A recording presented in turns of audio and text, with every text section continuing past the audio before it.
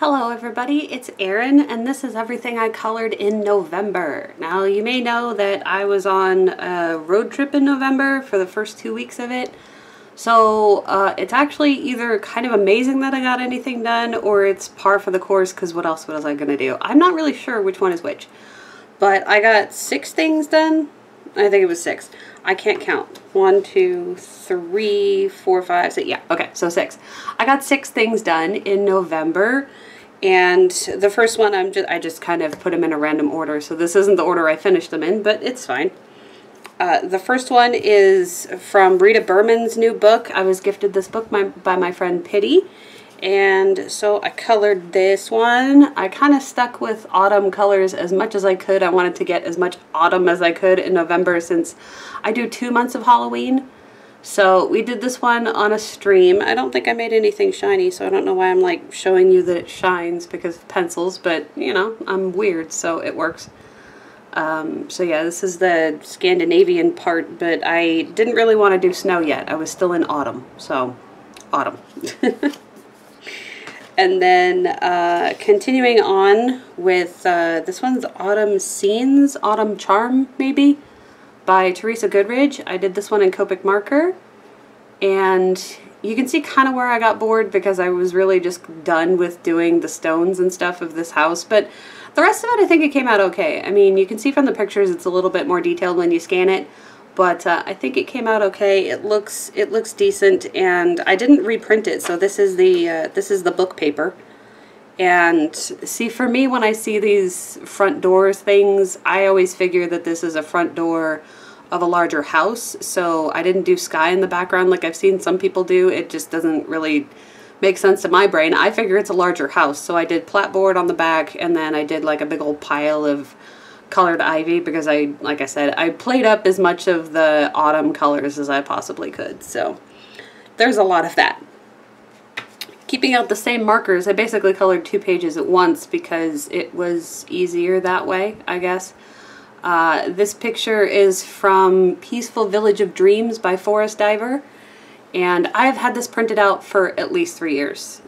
Probably, I don't know, time passes and I just don't even understand how it works, but a long time.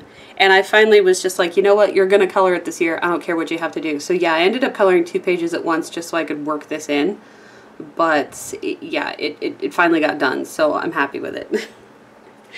And then this is one that I colored while I was on vacation. And this is Cat Coloring Therapy by Grace J.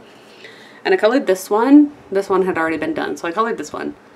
And this is the first time I did that tree background thing, and that's why I did it here, because I thought, hey, it worked out, let's do it again. So I kind of like this multicolored tree background thing, and the idea that a lot of these are winter, or not winter, they're autumn harvest kind of vegetables, so that's why I figure it worked for the colorways anyway. And yeah, I added the trees in the background just because I didn't want to do that much sky. So this is Albrecht watercolor and Prismacolor pencils, because that's all I brought with me on the trip. And then I also brought this book with me, so I colored, not that one, not that one. We've done a decent amount of them now. Where is it? I used to mark them, but that would only be helpful. Oh, it's at the beginning of the autumn, isn't it? There we go. It's at the beginning of autumn of Story of Precious Cats. I took the cover off because I don't like dust covers. So I did this one. This one is also in Albrecht as a background. A lot of the yellow, basically the whole thing was yellow for a while. I lost the photos from half of my trip, so that sucks. Because I had the in-making part of this picture, but it's fine. And the rest is Prismacolor for accents and details and stuff. Again, I got kind of sick of the leaves, but I think it looks okay just as like slightly different shades instead of properly colored leaves. It's fine. I still like it, and I think that that's the measure, the yardstick that I should be using if I like it, and I do, so we're good. And then lastly, the publisher of this book sent it to me very graciously. Was just like, hey, can we send you a book to review? So I did. So this is Kaleidomorphia by Kirby Rosanes, and I colored this picture in it. I don't really like how the sky turned out. I tried a different thing on it, but that's kind of what happens. This is a compilation book, so I have every picture in here already in its original book, so I wanted to try something different, both the colorways, because I really like coloring realism, and this is very much not that. So I was like, you know, you already have this picture, so why not color this non-photorealistic or non-realistic coloring or whatever. So I did rainbow giraffe, because rainbows. And then I painted the clouds with it's paint, but it's also gesso, because gesso is super white, at least mine is. And so yeah, it's a mix of paint and gesso to get those black lines out of there, so I wouldn't have to go over them with a pen or anything like that.